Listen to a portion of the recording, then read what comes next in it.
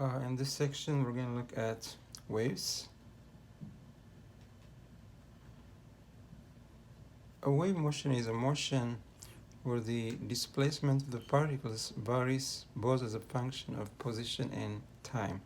In vibrations, we saw that the displacement varies only as a function of time, but in the case of waves, the displacement will vary as a function of position and time. So we can say this is a motion where a physical quantity, or you can say displacement of the particles,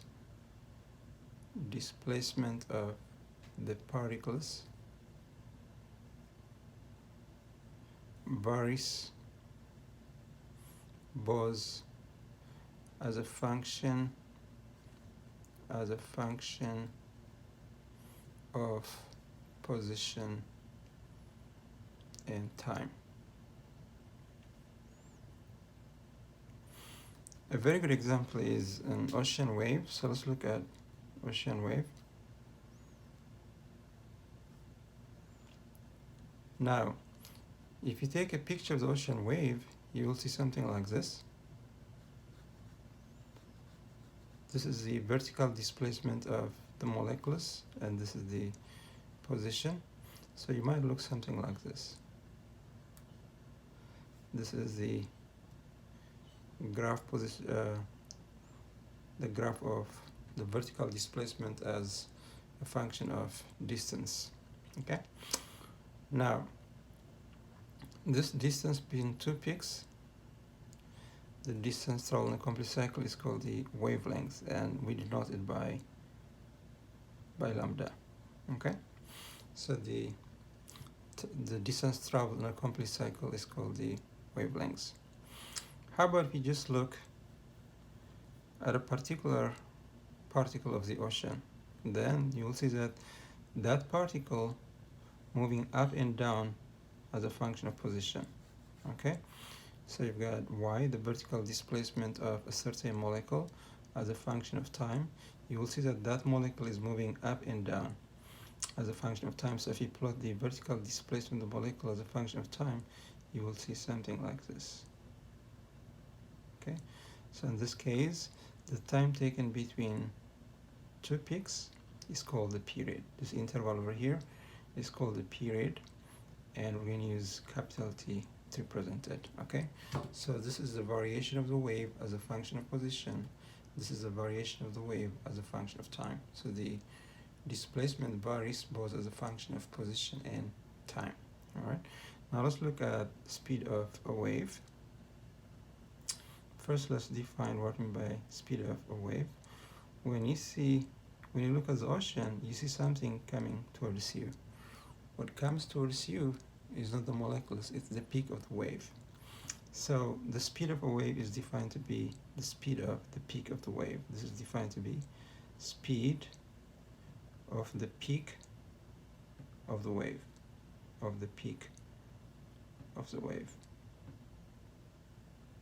Okay. Now this is the uniform speed, so we can say speed is equal to distance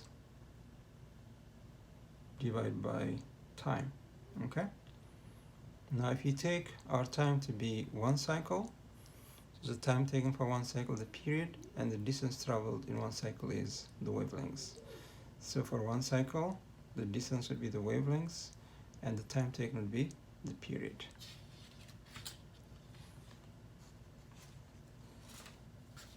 So if we take one cycle,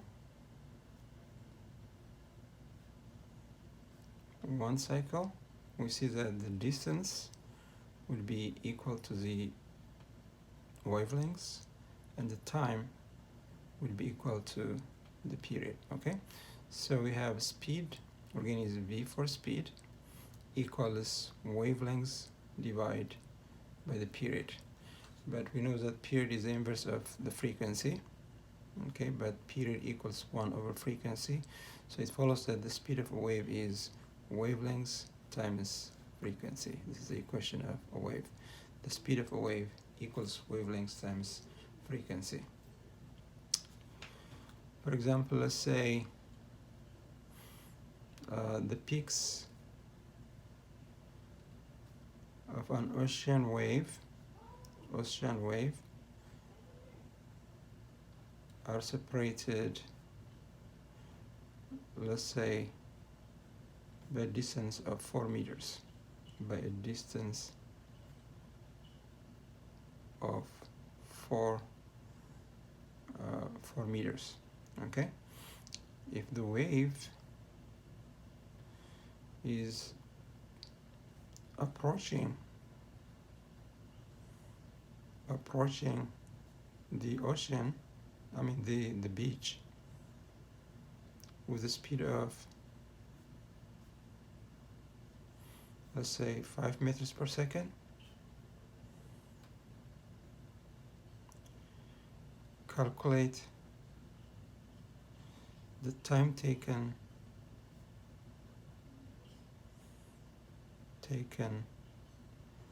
for one molecule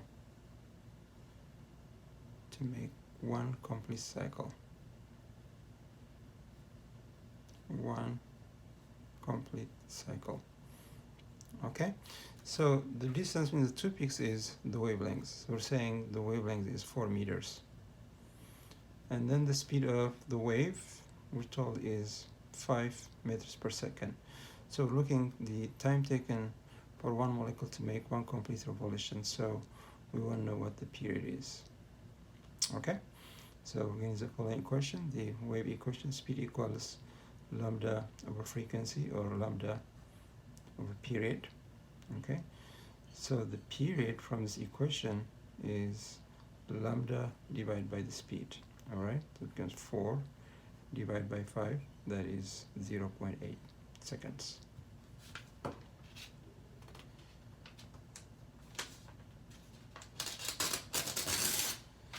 Now let's look at harmonic wave.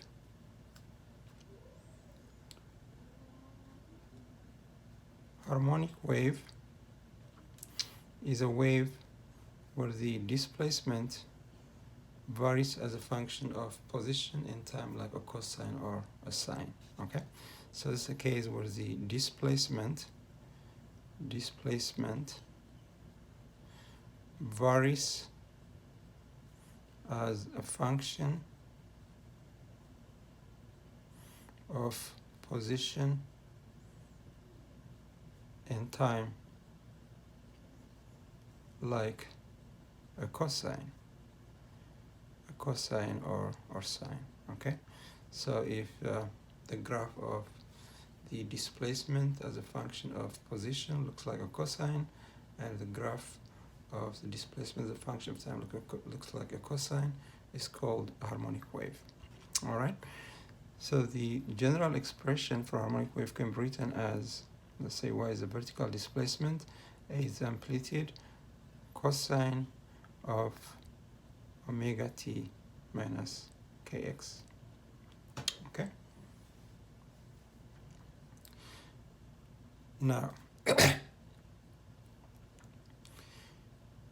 omega, as we know, is 2 pi divided by the period. Okay, k is called a wave number, and is equal to 2 pi over lambda.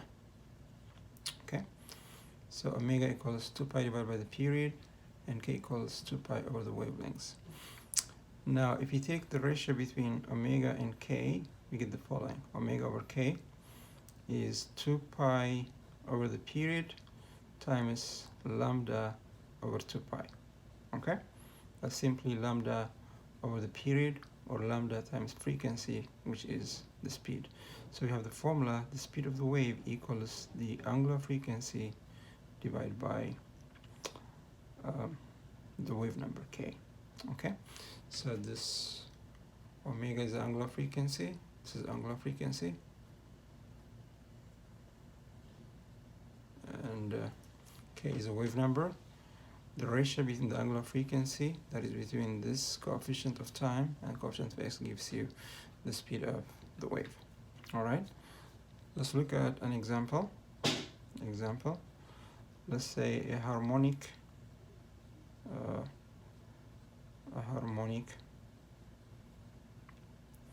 wave is given by let's say y as a function of x and t equals, let's say, 0.2 meters times cosine of 20t minus, let's say, 5x. Okay, so let's answer the following questions. One, let's calculate the amplitude. The amplitude is the maximum value of the wave. So the maximum value for cosine is 1. Therefore, the maximum value of this expression will just be this one, the amplitude. So basically, the amplitude is A, and comparing this formula with this one, we get A equals 0.2 meters. Okay. Now let's calculate the wavelengths.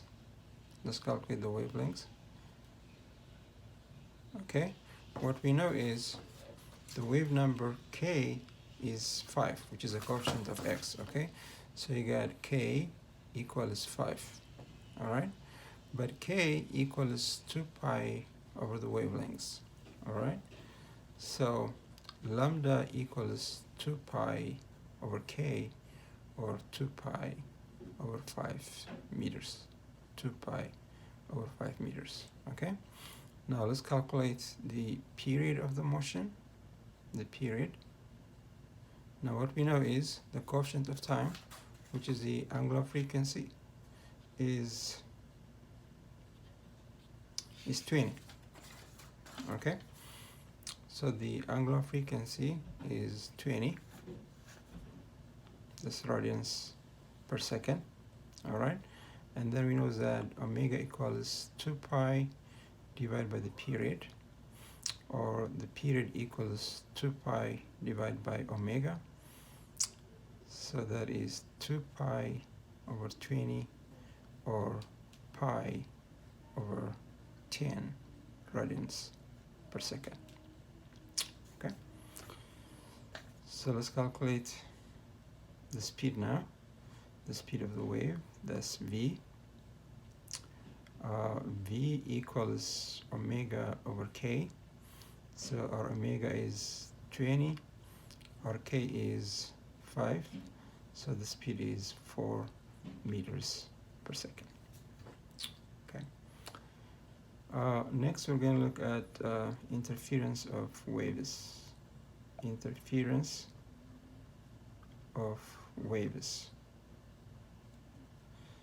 Two waves are said to interfere if they meet at the same point at the same time. So interference of waves is meeting of two waves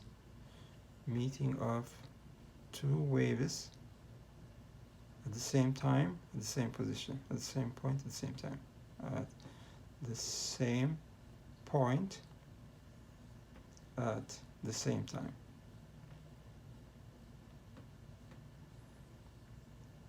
Okay. The net effect is the algebraic sum of the two waves. The net effect is the algebraic sum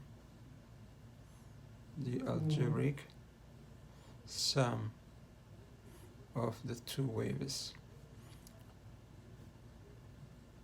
For example, let's say if we take the following two harmonic waves, let's say this is 2 centimeters, maybe cosine of 10t minus, let's say, 20x, and then we have another wave, let's say it's 4 centimeters times cosine of 10t minus 20x, like this. Okay, the net wave is simply y1 plus y2. Okay, but if you look at the amplitudes, it's not algebraic sum, it's actually vector sum, because the amplitude depends on the difference between the phase angles of the two waves. So how the two waves add up depends on the difference between the phase angles of the two waves, or the phase shift between the two waves. Okay, so we're just going to look at two extreme cases.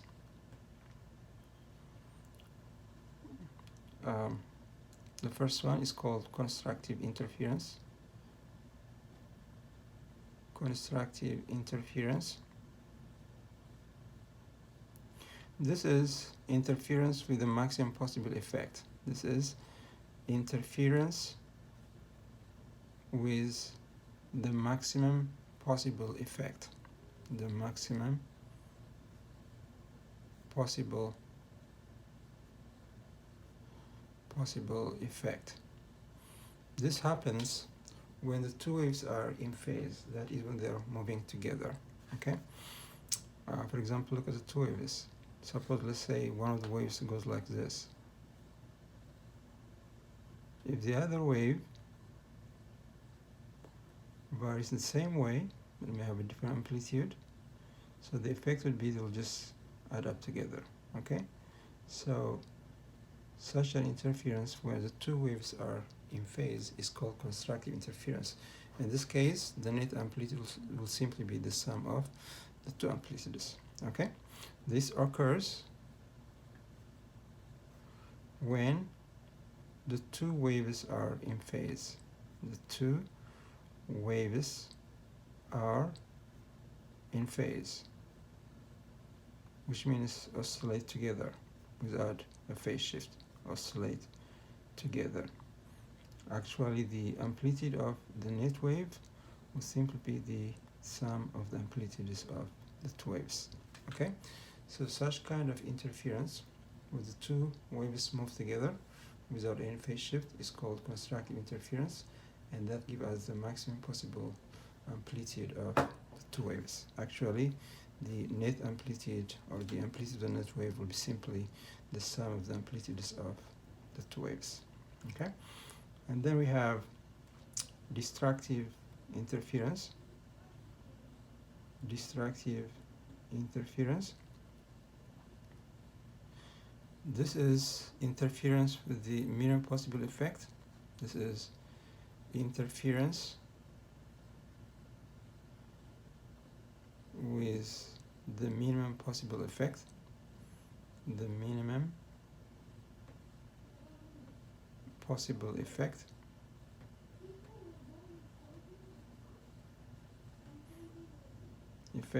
This occurs when the two waves are out of phase, or they move in opposite directions. It occurs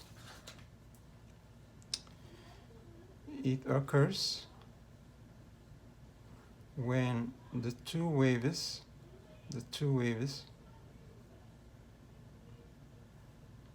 are out of phase, or move in opposite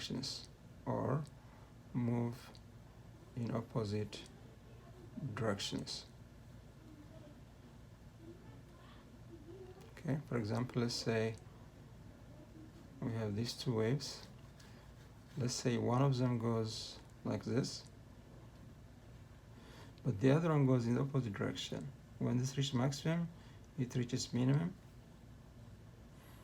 When this reaches minimum, this reaches maximum, and so on. Okay, so the two waves are moving in opposite directions, and so when they add up together, they cancel each other. Okay, so the amplitude of the net wave is going to be the difference between the amplitudes. In this case, the amplitude of the net wave would be the difference between the amplitudes of the two waves, because the two waves move in opposite directions. So destructive interference occurs when the two waves are out of phase, which means they move in opposite directions. When this goes up, this goes down, this goes down, this goes up, and so on. So when you add them together, they just cancel each other. Okay, actually, if both of them have the same amplitude, you will get zero. Okay, so that is the kind of interference that gives you the minimum possible effect over the minimum amplitude. Now let's look at reflection, another property of waves. Reflection. This is the bouncing of waves from surface. This is bouncing of waves from an obstacle, you can say, or a surface, an obstacle, is what you call reflection of waves. Now we have two kinds of reflections. They're reflection from a denser medium and reflection from a less dense medium. Okay, first let's look at reflection from a denser medium, from a denser medium.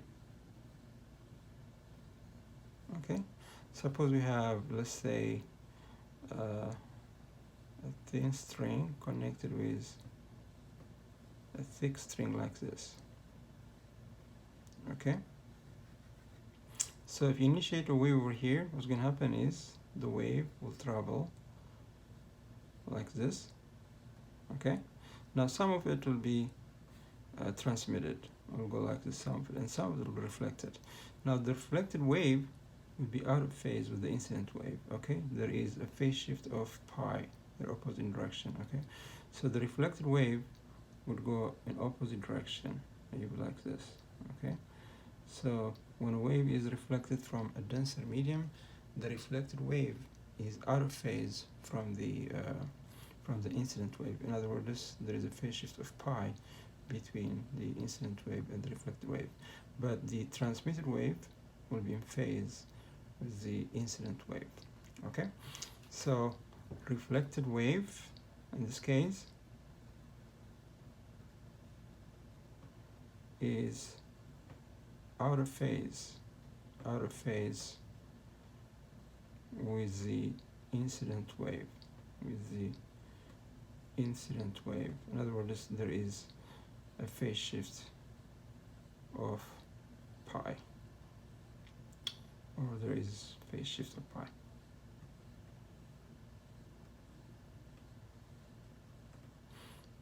But if it is reflected from a less dense medium, the reflected wave and the incident wave would be in phase. Okay, so let's look at reflection from a less dense medium,